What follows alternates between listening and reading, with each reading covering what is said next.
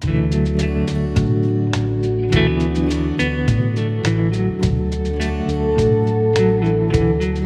a lot of me in these pictures. A lot of the kid that grew up drawing and had visions like this when I was young, but couldn't do it. I didn't have the skills. And I thought, if I'm gonna do this, I'm gonna have to figure out a way to look like I'm talented.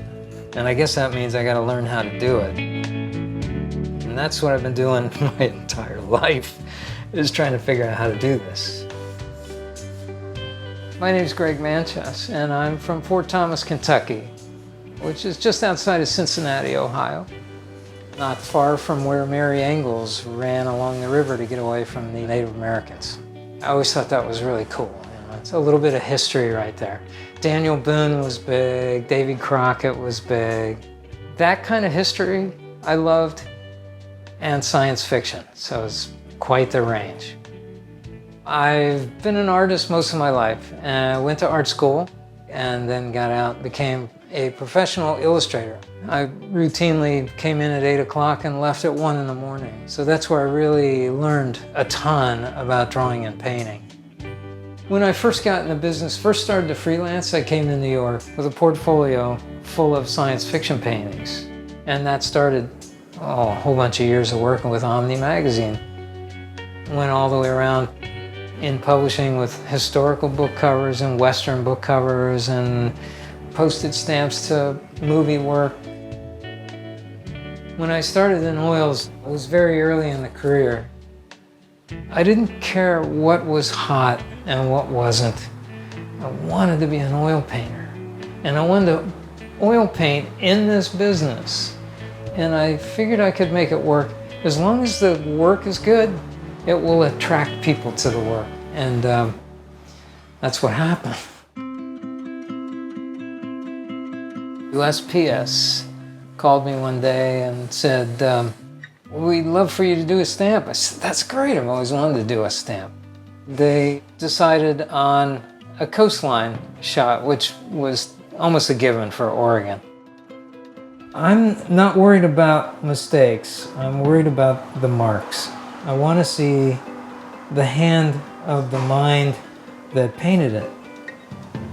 It's important to see the person's mark on the piece, because that pulls people in, and now you have them, and now they study, and now they're into it, and then they look at the rest of your work.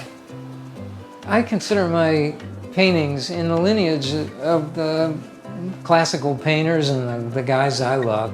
The Sargents and Frank Duveneck, and then all these illustrators that oil painted, Norman Rockwell and Dean Cornwell and a whole line of those guys. I loved what they did and wanted to bring it into a contemporary aesthetic. Science fiction just became the perfect vehicle for that. And then fantasy came after that.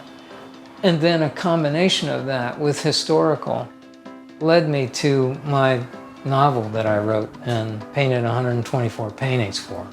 Above the Timberline came out in October of 2017.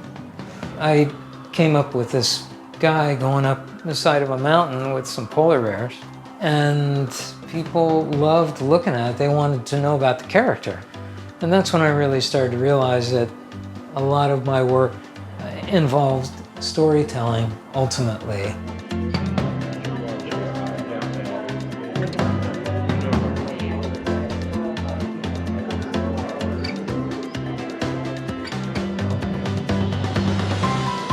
I wanted to do a book that was like a graphic novel, but sort of like an illustrated screenplay, because I love film. My compositions are affected by film and some of those classic painters. I've loved cinema since I was a kid. I was watching movies and looking at painting, but back then the art came first, and then I realized, well, wait, these directors are looking at the artists for setups and compositions and things like that. Eventually, I got to work with Eric Skillman at Criterion, working on a whole bunch of different movie covers. He would come to me when he wanted something that was painterly. Drop in! Drop in! Drop! This one, jump! One of them was 310 to YUMA, the original ones, black and white. I was to mimic one of the frames from the film in oil paint. There was another one called JUBAL. That was a mixture of several frames from the film. Cold hands, warm heart, huh, honey? What I did with Ernest Borgnine's likeness, it's about that shape that identifies him, and if I nail the shape, I will nail Ernest Borgnine. As long as the light is there. That's very simple to talk about, but it's difficult to capture.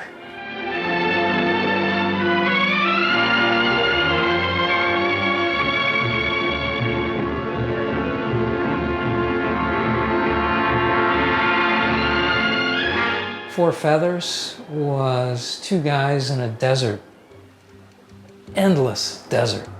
And just to get that to come across in the oil paint so that when the viewer looks at the cover, they're curious.